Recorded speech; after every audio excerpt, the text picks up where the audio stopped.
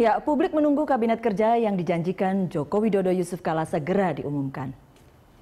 Demi Allah, saya bersumpah akan memenuhi kewajiban Presiden Republik Indonesia dengan sebaik-baiknya dan seadil-adilnya. Memegang teguh Undang-Undang Dasar dan menjalankan segala undang-undang dan peraturannya. Joko Widodo kini resmi menjadi Presiden ke-7 Republik Indonesia. Bersama Wapres Yusuf Kala, Jokowi mengajak bangsa ini menoleh kembali ke laut, sumber kejayaan Nusantara di masa lalu. Saya mengajak saudara-saudara sebangsa dan setanah air untuk mengingat satu hal yang pernah disampaikan oleh Presiden pertama Republik Indonesia, Bung Karno, bahwa untuk membangun Indonesia menjadi negara besar, negara yang kuat, negara yang makmur, negara yang damai, kita harus memiliki jiwa cakrawarti samudra, jiwa pelaut yang berani mengarungi gelombang dan hempasan ombak yang menggulung. Untuk mewujudkan misi tadi, Jokowi JK memerlukan menteri-menteri yang cakap dan sanggup bekerja. Namun, hingga kini Jokowi belum mengumumkan nama-nama menteri yang akan membantunya di kabinet. Rabu lalu, rencana pengumuman kabinet di Pelabuhan Tanjung Priok, Jakarta batal.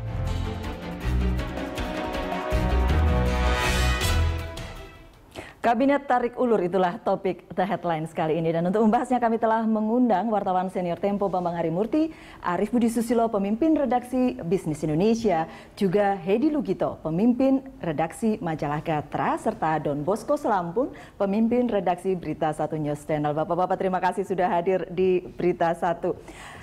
Sebenarnya jamak saja ya kalau sehabis pelantikan presiden pasti semua orang akan menunggu kabinet gitu kan. Kalau Pak Jokowi tadi katakan yang penting secepatnya, mau 1 hari 2 hari secepatnya. Sekarang ini kan masih ada masalah di KPK begitu kata filler tadi, dan kemudian kita balikin ke KPK dan ini masih kita tunggu. KPK kuncinya, Bang Don. Iya, menarik memang karena yang ditunggu itu adalah dari KPK, dan saya kira tidak ada keharusan untuk membuat itu lebih cepat karena kabinet-kabinet sebelumnya juga tidak langsung SBY hari paling ini cepat, jadi lalu waktu kemudian itu besoknya diumumkan begitu. Tapi yang menarik kan begini loh, pro kontranya rame banget, rame sekali, dan seolah-olah penonton memang lebih pintar dari pemain. Dan saat ini mungkin hitung-hitungan hari kan, hitung-hitungan hari 1-2 hari kemudian akan diumumkan. Yang kita dengar saat ini adalah dikocok, nama mungkin sudah ada tapi posisi harus dirundingkan, lalu kemudian atau posisi sudah benar tapi namanya belum jelas karena yang masih tunggu tidak dari lolos KPK yang dari KPK tadi itu, yang tidak lolos KPK, dan itu menjadi menarik justru. Yang tidak lolos KPK disingkirkan begitu kemudian gitu. Ibarat main bola gitu kan, ini kan pelatih sudah dipilih, sekarang timnya siapa, nah dia pasang tim, tapi tim itu kan biarpun dia misalnya back terbaik sedunia, kalau diperiksa ke dokter ternyata kakinya ada patah tulangnya di X-ray, nggak bisa kan? Jadi ya menurut saya ya kira-kira seperti itulah, ada timnya, dan kemudian posisi itu kan nggak bisa diganti sembarangan. Kalau dia posisi bek kanan nggak bisa diganti oleh penyerang kiri kan?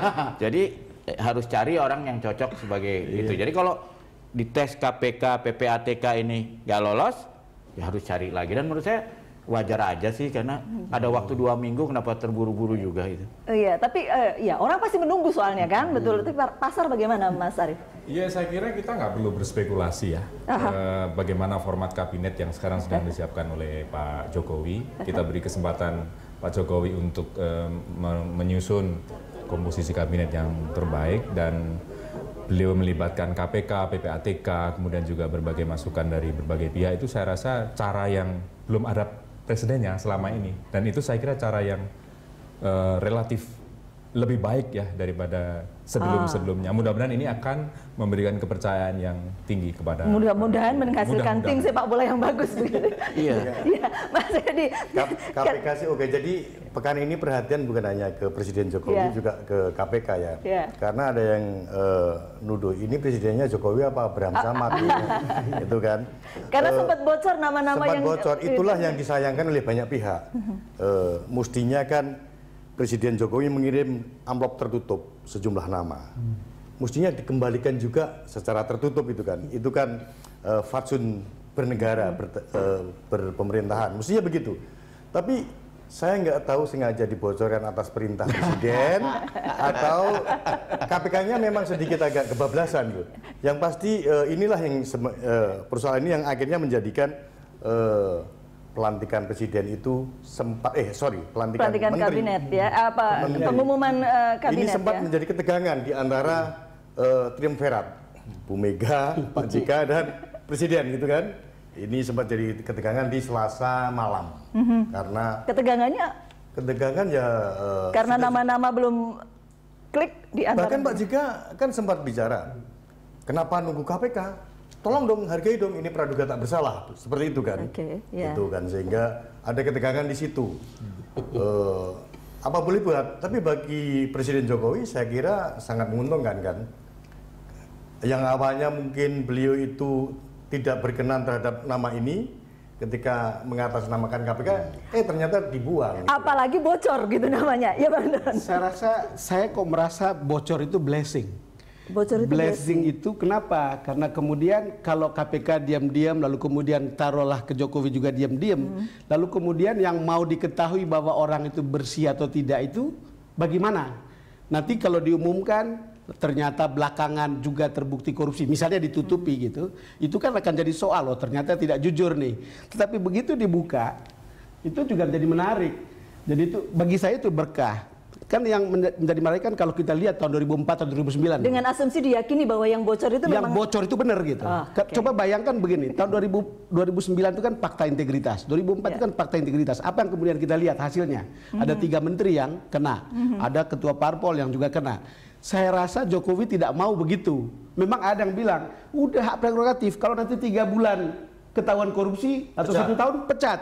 Tetapi kan itu damage-nya akan lebih besar. Mending sakit sekarang lah daripada nanti gitu Mas. Dan saya rasa dia Jokowi menepati janjinya revolusi mental. Kalau kita tahu kan zaman Pak SBY diperiksanya kan ke PAD, kesehatan fisik, segala macam, kesehatan badan, matanya bisa lihat apa segala. Nah kalau Pak Jokowi ini lebih penting orang ini bersih atau enggak. Jadi menurut saya ini salah satu pelaksanaan revolusi mental. Yang penting, nah saya setuju dengan Mas Edi, sebetulnya yang bagus itu kan PPATK. Sebetulnya kan tidak hanya KPK, PPATK, dan setahu saya banyak yang kenanya di PPATK, tapi tidak banyak bocor keluar. Pak Yusuf, kepala PPATK waktu itu nggak ada masalah, tidak ada rekening Pak Yunusnya bilang, tidak layak laporan ke Jokowi. Tidak layak dalam mungkin karena nama Pak Yusuf pada di situ ya, jadi terus nama pemimpin KPK nggak di situ, apa karena itu ya? Mungkin juga sih, tapi kalau menurut saya memang selama ini PPATK lebih tertib dibandingkan KPK semenjak Pak Abraham Samad menjadi ketua ya. Apa pengamatan bisnis? Kalau saya lihat ini sebetulnya kan dari sisi proses, kalau boleh bilang ya, ada yang sedikit kurang rapi sebetulnya. Mungkin ada semacam. Maksudnya di mana nih? Di KPK? Iya, ketika mengajukan nama-nama ke KPK itu seperti tadi Mas Edi sampaikan. Jadi mestinya ada semacam confidentiality agreement begitu, kemudian supaya tidak menimbulkan damage kepada orang-orang yang bocor tadi. Nah, memang dari sisi Pak Jokowi ini semacam memberikan benefit gitu. Jadi Pak Jokowi lebih mudah mengambil tidak hanya benefit sebetulnya Mas. Menurut saya korban juga berjatuhan. Dan bahkan tuh teman sendiri bisa itu jadi korban. Tapi apa boleh buat kan? Yang dibawa partai koalisi yang masuk, lalu kemudian orang profesional yang mungkin dia pikir ini bagus, tapi kemudian tiba-tiba ada namanya di situ. Apa boleh buat? Dan ini memberi jalan yang lebih mudah bagi Pak Jokowi untuk menyusun kabinet yang akan lebih bersih begitu, Madam. Menyusun kabinet moga-moga lebih bersih ya. Kita akan kembali sesaat lagi, kami akan kembali untuk Anda. The Headlines masih berlanjut seusai jeda berikut.